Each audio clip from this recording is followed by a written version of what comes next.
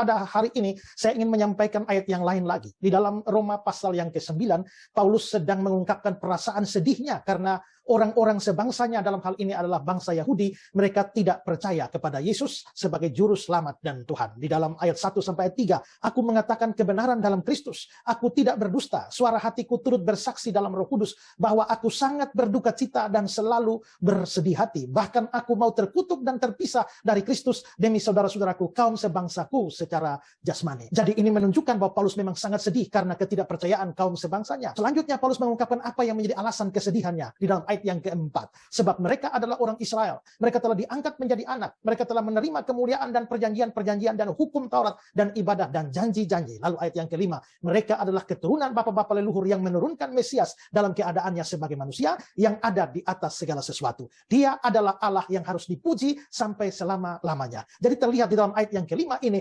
Paulus sekalipun dalam konteks yang sudah saya jelaskan, dia menyinggung Mesias atau Kristus dalam keadaannya sebagai manusia, dan dia tutup dengan ia, berarti ia itu menunjuk kepada Mesias atau Kristus, ia adalah Allah yang harus dipuji sampai selama-lamanya. Berarti Paulus mengungkapkan bahwa Mesias atau Kristus itu sesungguhnya adalah Allah yang layak dipuji sampai selama-lamanya. Misalnya begini, kata Allah, saya kalau baca ayat-ayat ini itu sering nangis, karena Allah yang Tuhan, itu sebenarnya tidak butuh kita. Saya ulang lagi, Allah yang Tuhan itu tidak butuh kita, juga tidak butuh iman kita.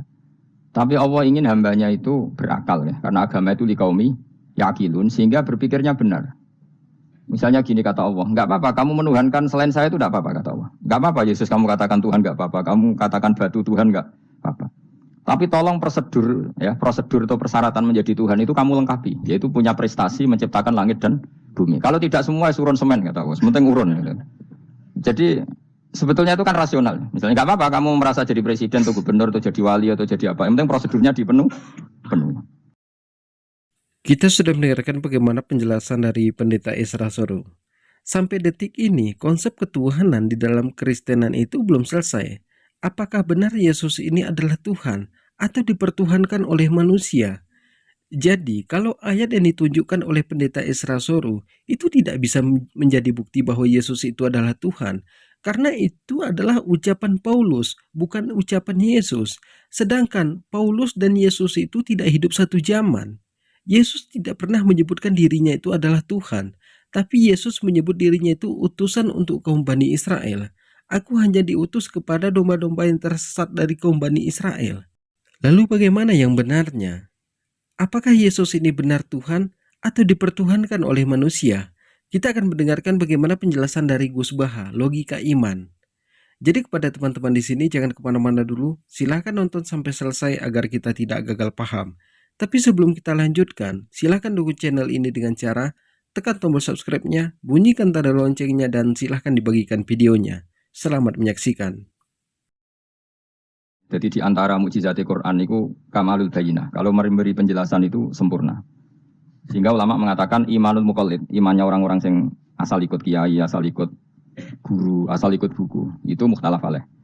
Bahkan saya sendiri cenderung mengatakan iman itu tidak diterima. Karena manusia dibekali akal, inginnya Allah itu dengan akal itu dia punya kepermanenan iman, apa? Punya kepermanenan apa? Iman, dan dengan itu dia imannya mujma' alaih, mesti diterima oleh Allah Subhanahu wa taala. Karena binadzari shahih, dengan logika yang benar. Dan logika yang benar itu gampang sekali. Beberapa ulama tentu tahu sekali, bukan sekedar tahu sekali, karena itu diajarkan Allah dan Rasul. Misalnya begini, kata Allah, saya kalau baca ayat-ayat ini itu sering nangis, karena Allah yang Tuhan itu sebenarnya tidak butuh kita. Saya ulang lagi, Allah yang Tuhan itu tidak butuh kita, juga tidak butuh iman kita. Tapi Allah ingin hambanya itu berakal, ya, karena agama itu likaumi yakilun, sehingga berpikirnya benar. Misalnya gini kata Allah, enggak apa-apa, kamu menuhankan selain saya itu tidak apa-apa, kata Allah. Enggak apa-apa, Yesus kamu katakan Tuhan, enggak apa-apa. Kamu katakan batu Tuhan, enggak apa-apa. Tapi tolong prosedur, ya, prosedur atau persyaratan menjadi Tuhan itu kamu lengkapi, yaitu punya prestasi menciptakan langit dan bumi. Kalau tidak semua surun semen, kata Allah, sementing urun. Gitu. Jadi sebetulnya itu kan rasional. Misalnya enggak apa-apa, kamu merasa jadi presiden atau gubernur atau jadi wali atau jadi apa. Yang penting prosedurnya dipenuhi. Itu kayak apa Allah baiknya pada kita. Sehingga saya berkali-kali, makanya menurut saya orang alim itu wajib memaklumatkan kalau dirinya alim, supaya jelas aturan mainnya. Yang dilarang Allah itu kan memaklumatkan alim, kemudian ingin hadun nafsi, ingin salam itu dicucuk, dihormati, itu kriminal. Itu orang alim gendeng, gendeng sekali. Karena khasnya orang alim itu tentu cari ridhonya Allah, bukan ridhol khalqi, bukan ridhonya apa?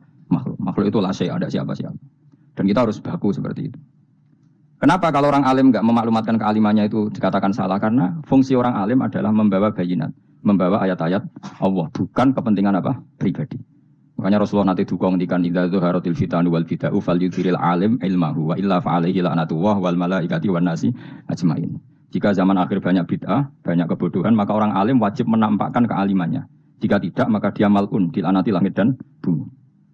Karena sebetulnya logika tentang Tuhan itu gampang sekali. Saya ulang lagi ya. Saya punya sekian contoh betapa tauhid itu mudah.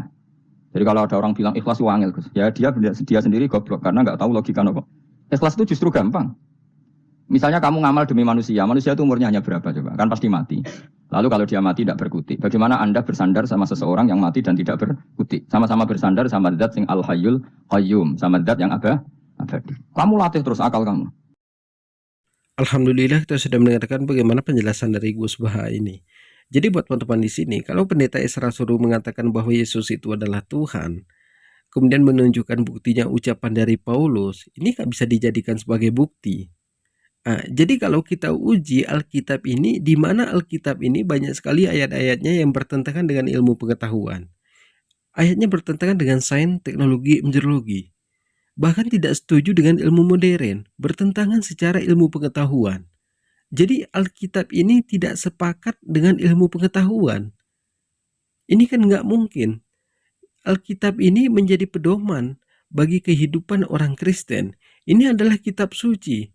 Rasanya nggak mungkin sebuah kitab suci itu bertentangan dengan ilmu pengetahuan. Tapi di mana ayat-ayatnya banyak sekali bertentangan dengan ilmu pengetahuan. Tapi Al-Quran itu sepakat dengan ilmu pengetahuan. Bahkan Al-Quran itu setuju dengan ilmu modern, tidak bertentangan dengan sains, teknologi, meteorologi. Karena dikatakan di dalam Alkitab, fungsi gunung itu untuk menahan goncangan gempa. Tapi dikatakan di dalam Al-Quran, fungsi gunung itu untuk menyetabilkan bumi, karena itu adalah pasak bumi. Secara penelitian, para ilmuwan ini sepakat dengan Al-Quran. Jadi mungkin cukup sekian, semoga ada manfaatnya. Assalamualaikum warahmatullahi wabarakatuh.